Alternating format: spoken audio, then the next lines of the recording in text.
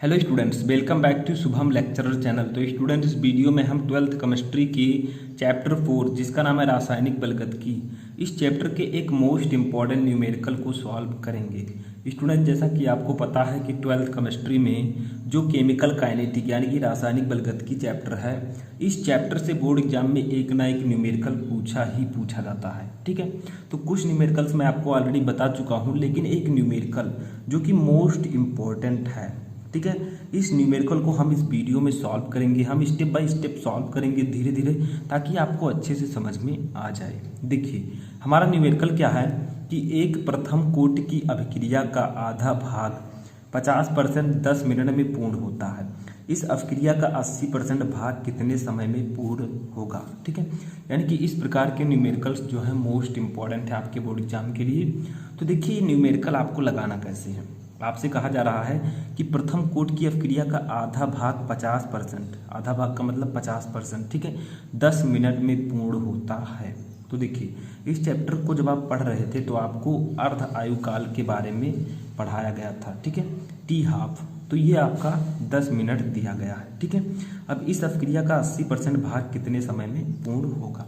तो देखिए, हमें सबसे पहले दिया गया है अर्ध आयु काल, अर्ध आयु काल। ठीक है, हम न्यूमेरिकल को सॉल्व कर रहे हैं तो अर्धायु काल दिया गया है, जिसको हम लोग डिनोट करते हैं टी हाफ से।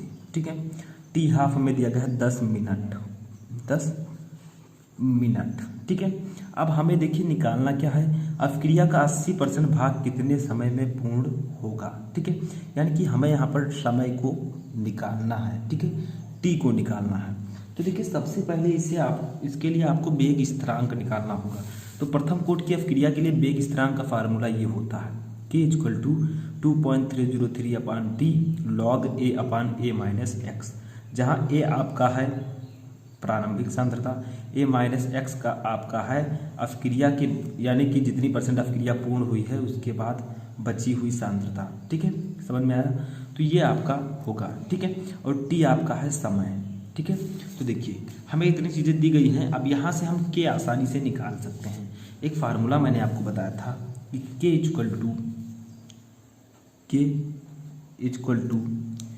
0.6932/T हाफ, यानी कि अर्धायु काल के बराबर होता है। ये फार्मूला मैं आपको ऑलरेडी बता चुका हूँ, आप लोगों को पता होना चाहिए। ठीक है, अब इससे हम K निकाल लेंगे, तब हम इस फार्मूले को लगाएंगे, जिससे आपका 80% भाग कितने समय पूर्ण होगा ये आपको पता चल जाएगा। ठीक है, K यहाँ से निकाल लेते हैं। K = 0.6932/T हाफ की वैल्यू देखिए ऊपर कितनी है, 10 मिनट, तो हम लोग लिख देंगे 10।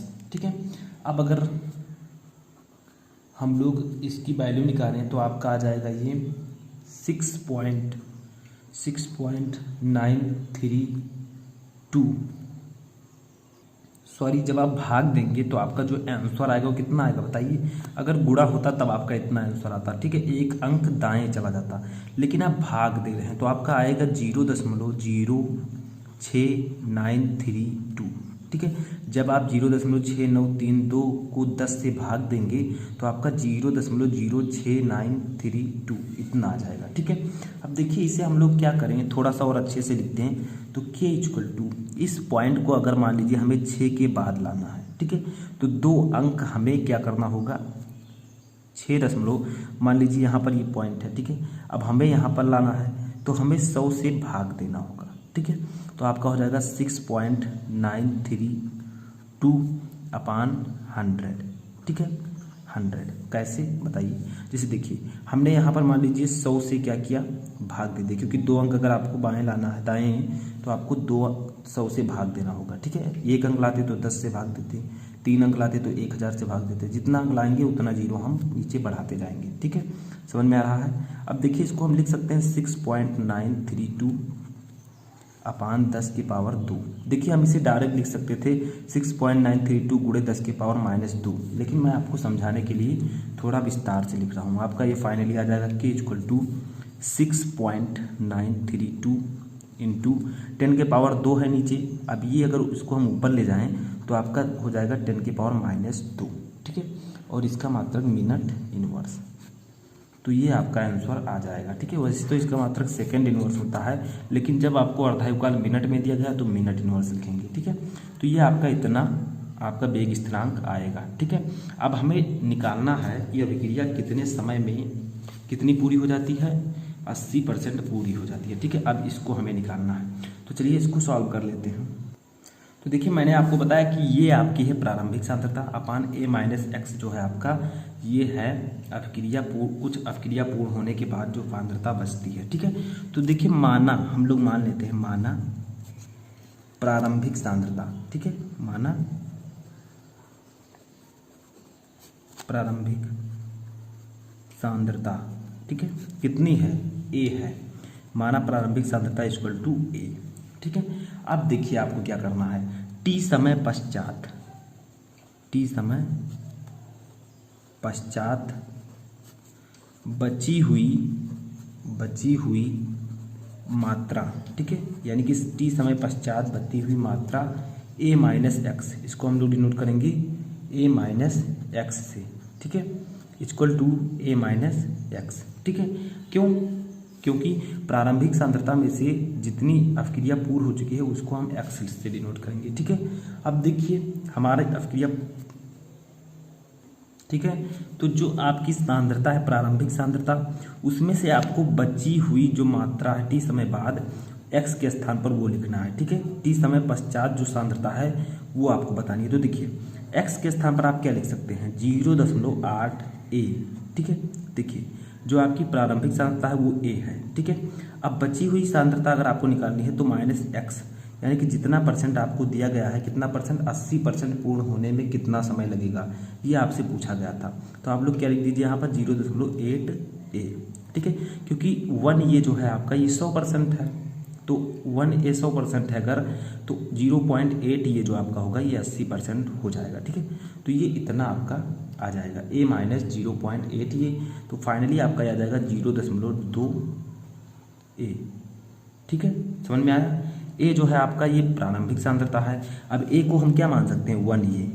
ठीक है, ये 100% है, तो कितना हम 0.8 हमने क्यों माना, क्योंकि 80% पूरी हो चुकी है, तो 1 का 80% कितना होगा, 1 का 80% 0.8 होगा। ठीक है, 100% कितना होगा, 1 होगा, 60% 0.6 होगा, वैसे यहाँ पर मैंने लिखा है। ठीक है, अब ये वाला हम फार्मूला लगाते हैं, k equal to 2.303 upon t log a upon a minus x. तो इसको उतार लेते हैं यहाँ पर, k equal to 2.303 upon t log a upon a minus x. ठीक है, अब देखिए इसी पर वैल्यू रख देते हैं। k की वैल्यू अभी हमने निकाली थी, बताइए, अभी हमने जब वेग स्थिरांक में निकाल रहा था तो मैंने आपको k की वैल्यू बताई थी। ठीक है, तो कितना आया था k की वैल्यू, तो k इक्वल टू आपका आया था जब हमने निकाला था 6.932 गुणे 10 के पावर माइनस 2। ठीक है, अब इससे पहले जब मैंने इस वैल्यू को निकाला था तो ये आपका k की वैल्यू मैंने कुछ इस प्रकार से लिखा था, 0.6932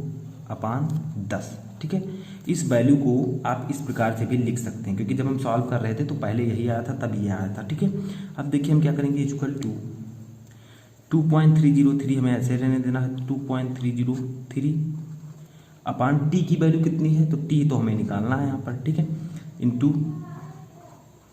लॉग ए अपान ए माइनस एक्स की वैल्यू हमारी आई है 0.2 a, तो इसको लिख देंगे 0.2 a। ठीक है, अब देखिए यहाँ से a से a आपका कैंसिल हो जाएगा, तो फाइनली आपका आ जाएगा 0.6932 upon 10 equal to 2.303 upon t into ये आपका आ जाएगा फाइनली लॉग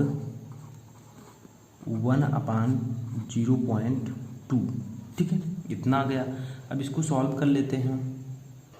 तो देखिए अब यहाँ पर आपको क्या करना है, इस टी को इधर लाना है। ठीक है, क्योंकि टी की वैल्यू हमें निकालनी है तो इधर लाएंगे, तो ये तो आपका 2.303 हो जाएगा। ठीक है, और ये 10 हो जाएगा इसके गुणे में, क्योंकि उधर बटे में है, अपान ये वाला नीचे आ जाएगा। ठीक है, 0.6932 का एच गुणा आपको करना है, इसका इससे, इसका इससे। ठीक है, इंटू ये लॉग 0.2 1 को जब आप 0.2 से भाग देंगे तो आपका 5 आएगा, पता होगा, ठीक है। 0.2 गुणे 5 इक्वल टू 1, ठीक है। अब देखिए आपको क्या करना है, t इक्वल टू, इसको हम लिख सकते हैं 23, देखिए 2.303 है तो इसको 10 से गुणा करना है तो आपका ये हो जाएगा 23.03 गुणे log 5 की वैल्यू क्या होती है ये जानना बहुत ही ज़रूरी है।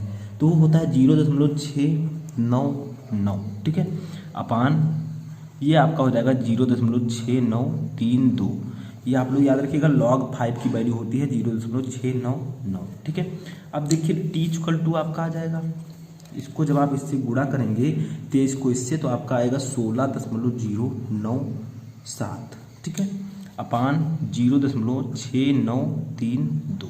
अब क्या कीजिए, आप इसको आपस में भाग दे दीजिए।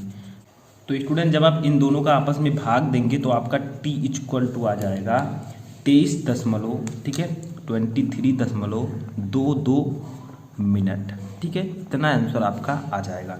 तो यही आपका होगा जो आपका क्वेश्चन था, न्यूमेरिकल था, उसका सही आंसर कि इतने समय में अभिक्रिया जो है 80% पूर्ण हो जाएगी, ठीक है। तो इस प्रकार के न्यूमेरिकल्स आपके बोर्ड एग्जाम में पूछे जा सकते हैं, पूछे गए हैं और इस बार भी पूछे जाएंगे। तो आई होप कि आपको न्यूमेरिकल अच्छे से समझ में आ चुका होगा। तो वीडियो पसंद आए तो वीडियो को लाइक कर दीजिए, चैनल पर नए चैनल को सब्सक्राइब कर लीजिए और किसी भी टॉपिक में क्वेरी है तो उसका नाम लिखकर कमेंट बॉक्स में ज़रूर बताएं।